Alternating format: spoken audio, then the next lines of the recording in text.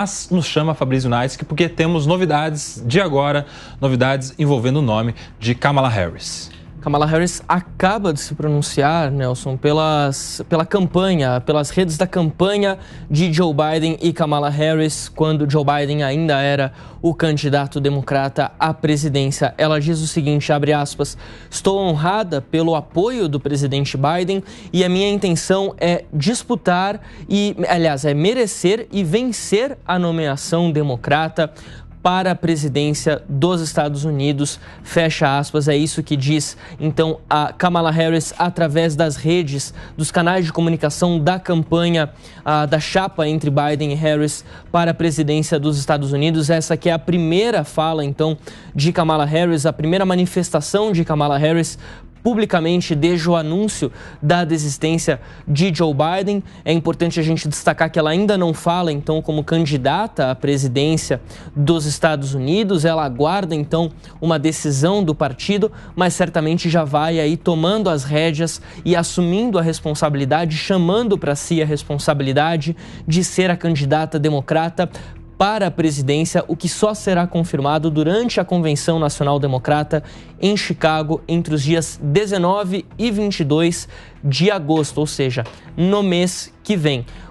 Novamente, a gente repete que explica para a nossa audiência, os delegados conquistados por Joe Biden durante a pré-campanha, durante as primárias do Partido Republicano, não são automaticamente transferidos para Kamala Harris. Eles precisam decidir agora individualmente. A expectativa, claro, é de que com o apoio de Joe Biden, com o apoio público de outras figuras do partido, como a gente viu agora há pouco, Bill Clinton e Hillary Clinton, Kamala Harris tem, assim, o seu nome confirmado, então, como candidata democrata à presidência dos Estados Unidos. Ela diz que vai merecer e vencer essa nomeação, essa é a intenção dela, essa é a primeira fala de Kamala Harris, atual vice-presidente e provável candidata democrata às eleições dos Estados Unidos. Com esta informação trazida pelo Fabrício Naitsky, que eu quero convidar agora para se juntar ao nosso time, o professor Marcos Vinícius de Freitas, professor de Relações Internacionais, sempre conosco na programação da Jovem Pan. Professor, Kamala Harris está se manifestando, não se coloca como candidata, mas recebe com muita honra e se coloca ali como alguém disponível, à disposição. Isso diz muito nesta corrida agora para até as convenções democratas para que ela seja de fato a escolhida. Professor Marcos Vinícius, bem-vindo, boa tarde. Prazer conversar com vocês hoje, um dia histórico, não é? Um domingo que parecia que nada ia acontecer, Joe Biden faz essa surpresa que já era esperada, né? Porque uma das coisas que se acreditava que com a própria questão da Covid fosse uma oportunidade importante do ponto de vista de timing para ele fazer esse tipo de anúncio. Então, nós sabemos que Kamala Harris não tinha aí o apoio necessário e geralmente ela é considerada uma candidata fraca, como vice-presidente deixou muito a desejar e obviamente que não haveria razões por que Biden quisesse fazer isso. Mas existe um negócio muito importante chamado financiamento de campanha e como as torneiras foram aos poucos diminuindo, quando ele perdeu o apoio de Hollywood, perdeu o apoio da imprensa, porque veja só que interessante, né, Kobayashi? Se você pensar, todo mundo sabe há 4 anos que Biden é um candidato que vem deteriorando profundamente na sua questão de saúde. Só que a imprensa ocultava isso, né? Os takes, as imagens que eram tomadas de Biden, os trechos que eram propagados, era sempre dele relativamente bem, mas todo mundo sabia que ele vinha no processo de deterioração. O que o debate fez foi justamente colocar a público aquilo que todo mundo já sabia e a imprensa não conseguia, aí, alguns segmentos da imprensa não conseguiam mais cobrir isso. E o povo americano se deu conta disso. E ao mesmo tempo que se deu conta que tinha ali uma vice-presidente que não tem capacidade efetiva para conseguir levar adiante a candidatura, mas ela vai ser a candidata porque existe aí, acho que mais de 100 milhões que já estão na conta da candidatura, e seria muito difícil para um candidato que surgisse agora conseguir levantar essa quantidade de dinheiro. Então, quem decidiu efetivamente a candidatura de Biden, se ela continuava ou não, foram os doadores, os influenciadores de Hollywood e a própria imprensa. Muito bem. O Marinho continua conosco, eu quero muito saber a opinião dele agora sobre essa manifestação da Kamala Harris, que se coloca à disposição e naturalmente isso diz muito, né? Isso diz que ela está no jogo, está na disputa para ser a candidata no lugar de Joe Biden. Você avalia dessa maneira, Marinho? Não, totalmente. Eu faço as palavras do Marcos Vinícius as minhas. No frigir dos ovos, realmente a questão pecuniária ou financeira, acho que falou mais alto, e isso tudo se baseia em alguns precedentes recentes, né? No momento, a gente está falando de 91 milhões de dólares que foram arrecadados diretamente pelo comitê da campanha Biden-Harris. Para além das doações diretas, há um instituto nos Estados Unidos chamado os Comitês de Ação Política, que arrecadam paralelamente quantias ilimitadas, e são eles que controlam a forma com as quais eles alocam os recursos, sejam para comerciais ou seja para apoio direto da campanha de outras formas. Só que a campanha central dos próprios candidatos não tem ingerência nenhuma sobre o teor das peças produzidas por esses comitês de ação política, e isso gera inclusive uma grande discussão a nível nacional sobre a influência de grana privada ilimitada no processo eleitoral americano. Um precedente foi aberto pelo ex-prefeito de Nova York, Michael Bloomberg, ele que tentou se apresentar como um candidato centrista de última hora ali na primária democrata de 2020. Ele que foi uma campanha golfinho flipper, subiu, fez uma gracinha e logo afundou. Durou poucos meses. Mas foi o suficiente para sobrar ali na campanha dele algo em torno de 18 milhões de dólares. Naquele momento, a Justiça Eleitoral Americana acabou autorizando com que ele transferisse esses recursos já declarados diretamente para a campanha do eventual nomeado democrata que viria a ser o Joe Biden, que foi seu rival por um breve período de tempo. E isso abriu um precedente para que, caso não seja a Kamala Harris, que já está associada à campanha de Joe Biden, e que eventualmente um outro governador, senador ou outro candidato emerja como candidato democrata no final das contas, há uma forma com a qual dinheiro de outras campanhas ou dinheiro desses comitês de ação política possam ser transferidos legalmente para a nova campanha. Mas teria uma incidência tributária maior, teria uma engenharia financeira ali bem maçante, bem complexa, mas, enfim, tem precedente para isso. O importante é que, no final das contas, eu realmente acho que eu concordo com o Marcos Vinícius nesse sentido de que essa consideração financeira falou mais alto. Eu queria verificar só com o nosso Fabrício Neitz, que me corrija se eu estiver errado. Apesar do casal Clinton já ter se pronunciado simpáticos à candidatura de Kamala Harris, ali cerrando fileiras com o presidente Biden, se não me engano, o presidente Obama ainda não citou nominalmente a Kamala Harris como a sua candidata escolhida e não apoiou assim explicitamente. E isso pode ser simbólico, pode ser que o Obama tenha alguma carta na manga ou ele possa ter alguma outra predileção para a candidatura democrata na convenção que a gente vai estar acompanhando muito em breve. Mas uma coisa é certa, na minha opinião, a campanha já está a todo vapor. A campanha do Donald Trump já tinha algumas peças publicitárias ali prontas, caso essa confirmação, essa substituição no topo da chapa fosse confirmada. Alguns comerciais já estão sendo veiculados, inclusive não só nas mídias sociais, mas nos estados-chave. E a própria campanha democrata está retaliando. E, inclusive, já está correndo no Twitter uma imagem de um cheque que o então cidadão privado, magnata do ramo imobiliário, Donald Trump, teria enviado um cheque de $5 mil para a campanha da então candidata à Procuradoria-Geral do Estado da Califórnia, Kamala Harris, em 2011, mostrando que o Trump já jogou em todos os times, por assim dizer. Eu acho que não vai colar, mas já é um prenúncio do que a gente vai estar diante aí, caso realmente essa rivalidade seja confirmada aí para novembro entre Trump versus Harris. Meu querido Fabrício Neitz, que foi provocado, quero a sua opinião. Fabrício Neitz. Não, de fato, o André falou e ele está correto. O presidente Barack Obama, ex-presidente Barack Obama, divulgou uma carta pelo Medium, é uma espécie de blog na internet, uma rede social muito semelhante a um blog, e ele não menciona nominalmente Kamala Harris. Ele diz o seguinte: estaremos navegando águas não mapeadas nos próximos dias, mas tenho uma incrível confiança que os líderes do nosso partido estarão aptos a criar um processo onde um nomeado extraordinário emergirá. Então ele fala ainda que basicamente aguarda uma decisão do partido. Ele não cita Kamala Harris, não vai na mesma linha de Bill Clinton, Hillary Clinton e alguns outros nomes do Partido Democrata, como a gente tem visto aqui, Elizabeth Warren, por exemplo, que foi pré-candidata em 2020. De fato, Barack Obama não cita o nome de Kamala Harris, não se sabe até que ponto há uma apreciação entre os dois. Claro que a ligação entre Obama e Biden é muito maior pelo período de Obama à frente da presidência, né? 8 anos de presidência com Joe Biden como vice, e Biden que na época era visto como um nome forte e crucial para que Obama conseguisse ser eleito e conquistar um apoio de um público que ele ainda era, de certa forma, rejeitado.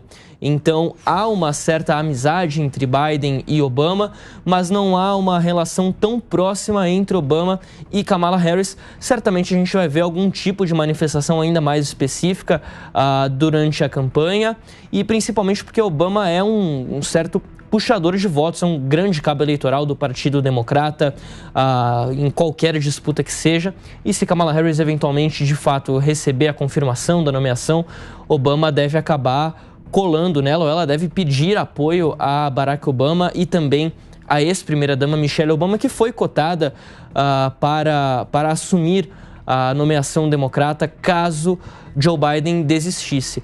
Ao que tudo indica, Michelle Obama não tinha e nunca teve a intenção de assumir a candidatura à presidência. Esse que é um movimento que não é exatamente uma novidade, né? De uma ex-primeira-dama assumir uma candidatura. Hillary Clinton foi primeira-dama de Bill Clinton ao longo de 8 anos e aí concorreu às eleições, foi depois secretária de Estado, é verdade, durante o governo Obama, mas depois assume a candidatura em 2016, perde para Trump, diferente de Hillary Clinton. Michelle Obama não assumiu nenhum cargo público, não assumiu nenhum cargo no governo de Joe Biden. Muito bem, André Marinho. Acho que vale a pena citar um outro personagem que vai ser relevante na medida que a gente for avançando aqui rumo ao dia 5 de novembro, que é o candidato independente Robert F. Kennedy Jr. Ele já se pronunciou dizendo que estimula que haja um processo de convenção aberta em Chicago, onde ocorrerá a convenção democrata daqui a algumas semanas. Ele que foi um pré-candidato contra o Joe Biden no início do processo das primárias de 2024. Lembrando que essas primárias foi quase que um processo para inglês ver. Elas existiram formalmente, referendaram Joe Biden como ali de uma ampla e esmagadora maioria dos delegados já se comprometendo com a candidatura do Biden, mas na medida que o Kennedy, que vem de uma dinastia política muito relevante, da aristocracia política democrata, ele foi amplamente sabotado pelos caciques do partido e foi, por assim dizer, forçado a buscar uma alternativa, porque ele realmente tem um eleitorado relevante que pode ser o fiel da balança na hora do vamos ver, no dia da eleição. Estamos falando dele estar rondando algo em torno de 9% a 15% em algumas pesquisas na predileção do eleitorado americano a nível nacional. A última vez que a gente viu um candidato de terceira via ou independente tão relevante foi em 1992 com o bilionário texano do ramo de informática já falecido, Ross Perot, que chegou a ter 19% dos votos e acabou tirando a esperança do ex-presidente George Bush pai de ser reeleito em 1992, perdendo para o Bill Clinton, que venceu essa eleição. O Ross Perot voltou a ser um candidato de terceira via independente em 96, na eleição do Bill Clinton, que venceu com uma folga maior ainda. Mas é interessante citar que o próprio Bill Clinton, nas suas duas eleições, 92 e 96, nunca atingiu mais de 50% do eleitorado.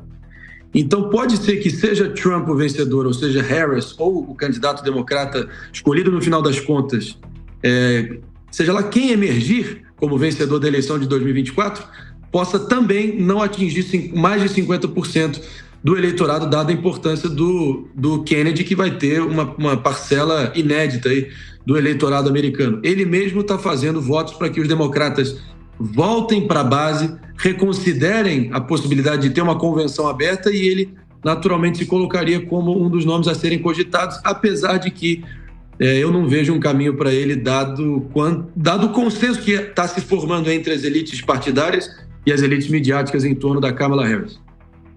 A gente continua aqui também com o nosso professor Marcos Vinícius de Freitas.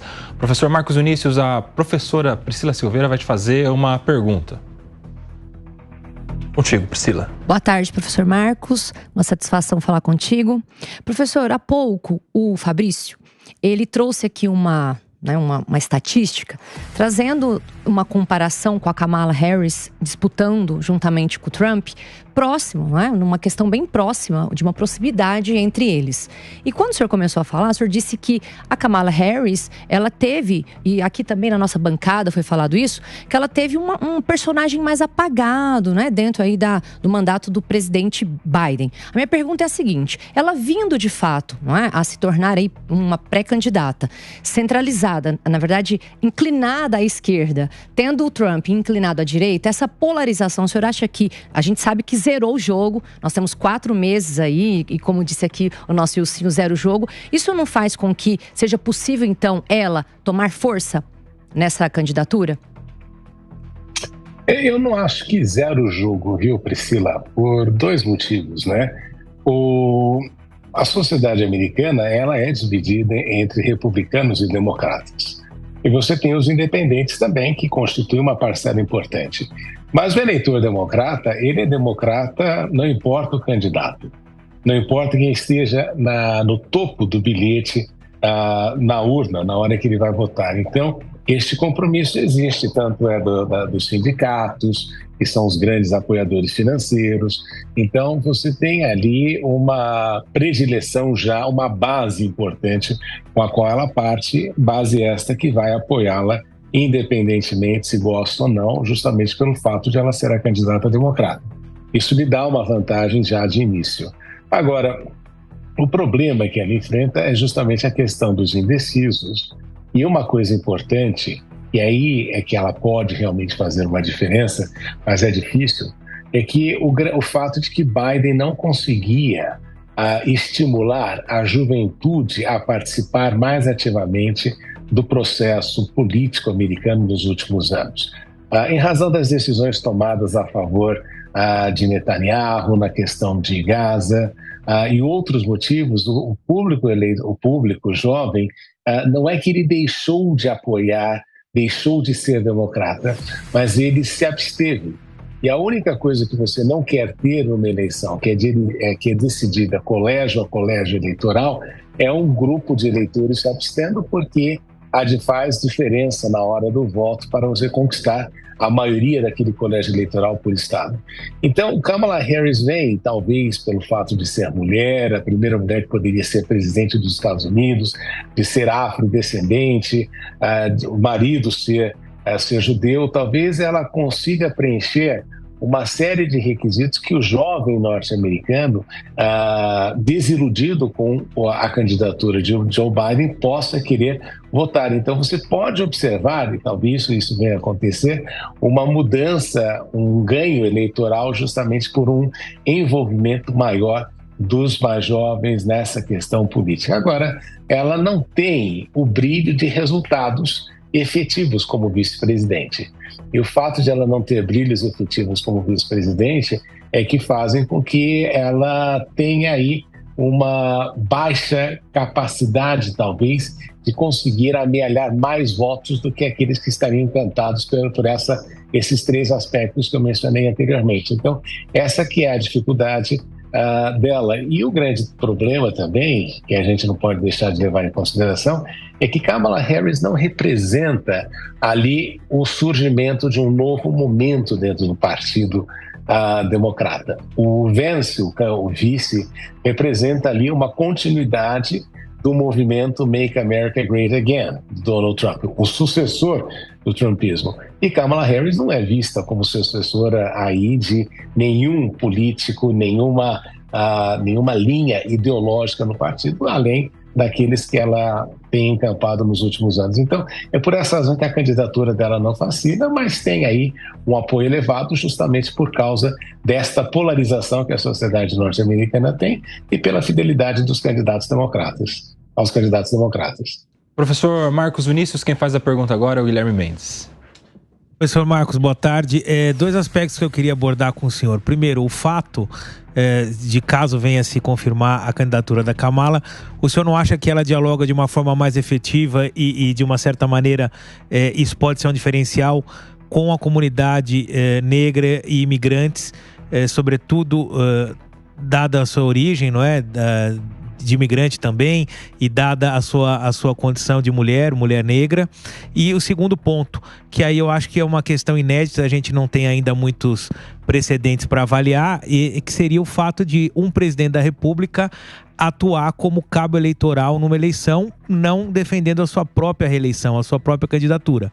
O senhor acha que o presidente Biden vai de fato se empenhar, seja Kamala Harris ou qualquer outro candidato, pessoalmente, já que ele demonstrou uma capacidade muito forte na sua eleição em atuar naqueles estados que historicamente tem um movimento pendular.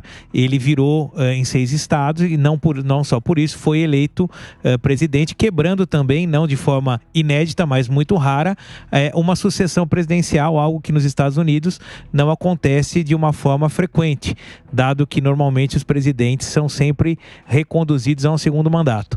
Então, fechando aqui a minha pergunta, ela incrementa uma candidatura democrata ao dialogar com esses dois públicos historicamente ligados ao partido? E segundo, como é que o senhor enxerga o papel de Joe Biden numa eventual campanha como uma pessoa ativa ou alguém que de fato vai se afastar da vida pública dada a sua condição?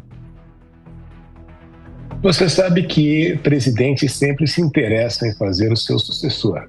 Não é justamente porque você tenta ver no sucessor uma continuidade das políticas que foram feitas por você quando estava no governo. Então, muitos dizem que o primeiro governo de Joe Biden é um Obama 3, não é uma continuidade daquilo que aconteceu no governo Barack Obama.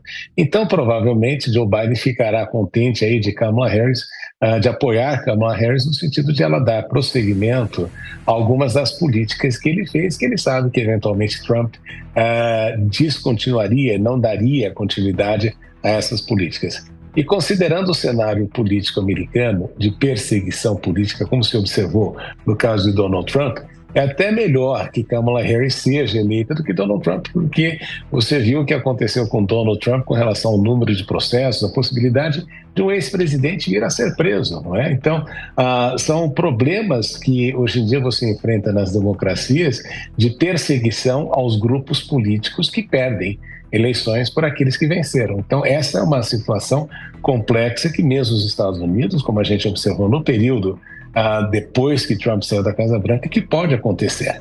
Então, por essa razão, Biden teria ainda mais interesse em garantir que Kamala Harris fosse eleita ou que o candidato democrata vencesse a eleição.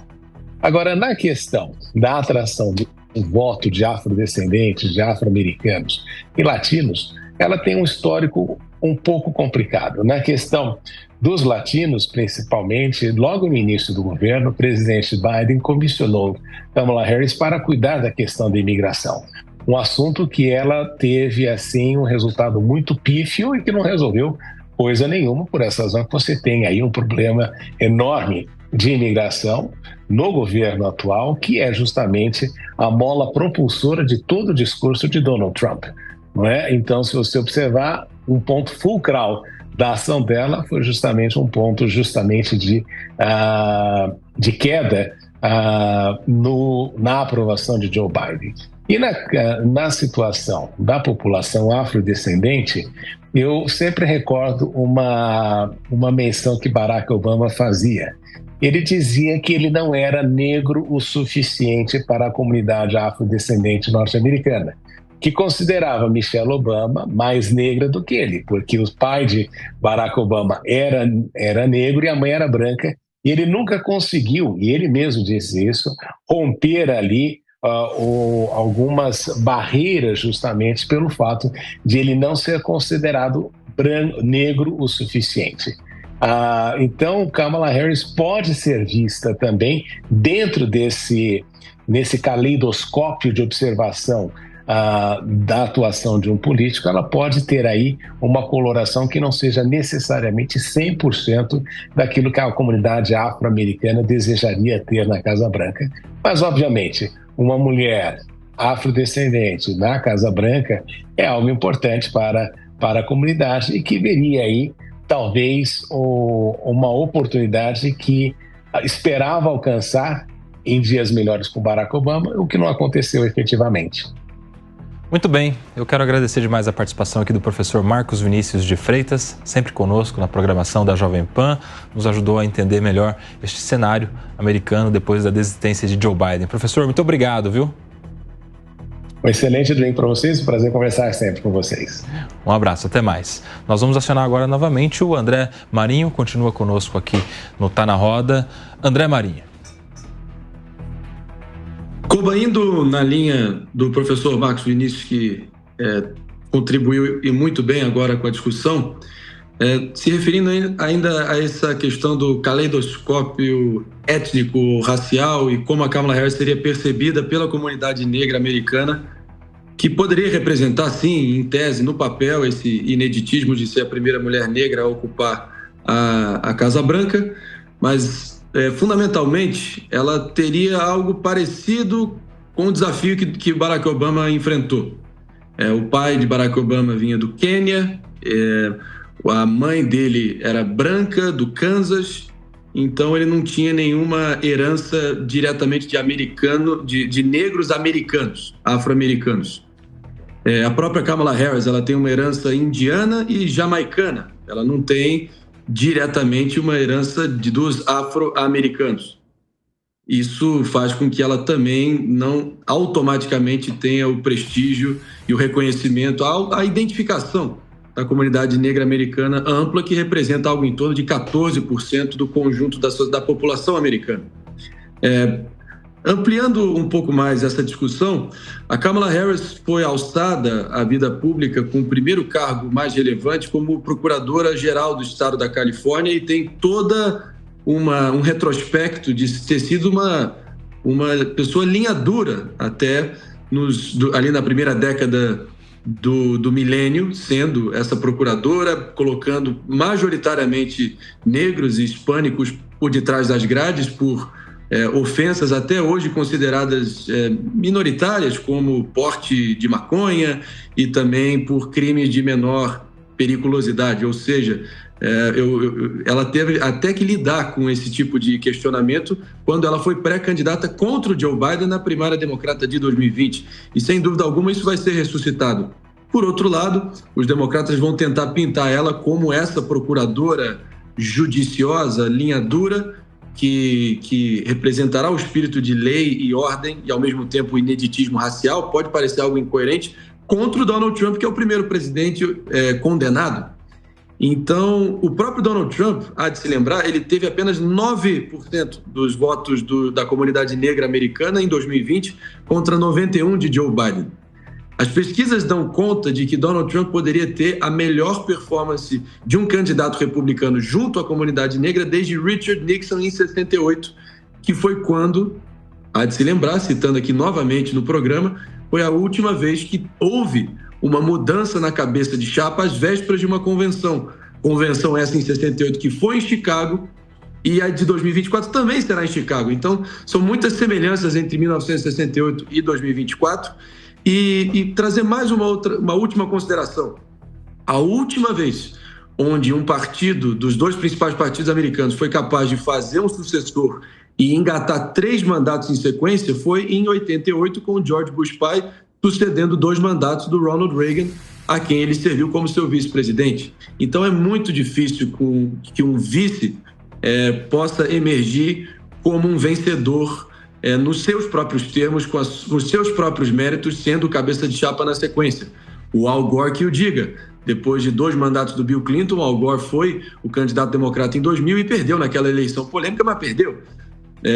E olhando adiante, é difícil você lembrar qualquer outra instância na história recente americana onde um vice-candidato, ainda mais em circunstâncias tão atribuladas e conflagradas como essa que a gente está diante e está vendo a história se desenrolar a olhos nus aqui agora, que um vice-presidente que tem muito que se provar ainda, né?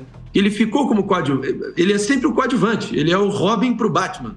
Ele, no caso ela, agora vai ter também esse agravante, esse desafio adicional de ter que se provar nos seus próprios termos. E esse julgamento vai ser feito pelo povo americano no dia 5 de novembro. A ver. Muito bem, quero agradecer demais o André Marinho, que esteve conosco no Tá na Roda deste domingo.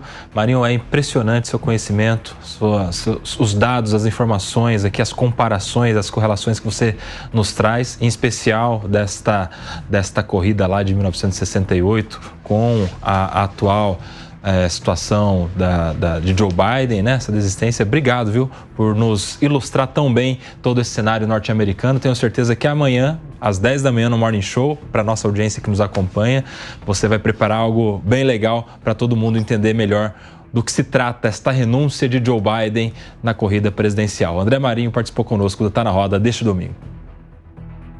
Obrigado, querido. A gente se vê por aí na Jovem Pan. Agradecer toda a audiência, a bancada aí por ter compartilhado esse momento definitivamente histórico, e a gente vai estar acompanhando no detalhe aí o desenrolar desse banzé que está sendo armado ali nos Estados Unidos. Obrigado, Cuba. Muito obrigado. André Marinho participou conosco do Tá na Roda desse domingo. Por aqui quero